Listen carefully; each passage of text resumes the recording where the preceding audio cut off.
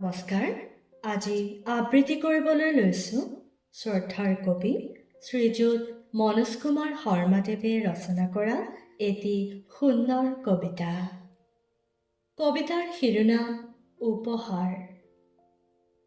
মোক 1000 ত্যাগ দিয়া, মই সুখৰ চন্দুক দিম, যাক বিলাই সুখৰ সমুদ্ৰত জাহাজ মেলিব পাৰিবা। মোক অধ্যৱসায়ৰ নিচান দিয়া, মই জ্ঞানৰ পোহৰ দিম, যি পোহৰে কাহানিও নেদেখা উপেক্ষিত শত গৌৰৱৰ দাপোন জিৰিকাত তুলিব।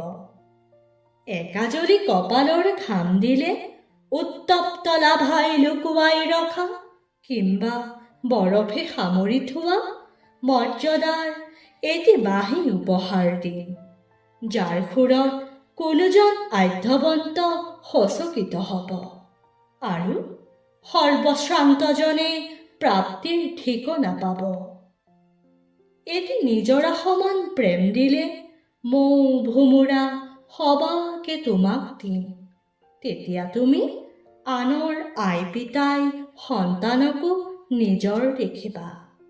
যদি তুমি মোক সাহস দিয়া, মই বিশ্বজয়ৰ মন্ত্ৰ শিকাম। তুমি মোক 6 ৰিপুৰ সোৱাদ দিয়া, মই তোমাক আত্মকেন্দ্ৰিকতা শিকাম ভোগ বিলাস সৰ্বস্ব মানৱতা শূন্য জীৱনশৈলী, যাৰ বাবে খন্তেকতে সমাজত তুমি জনাজাত হবা। অৱশ্যে তোমাৰ স্বীকৃতিৰ বাবে নহয়, চিৰ নমস্য মহামানৱ হিচাপে হবা এজন জঘন্য বৰ্বৰ নৰ পিশাচ হিচাপেহে। ধন্যবাদ।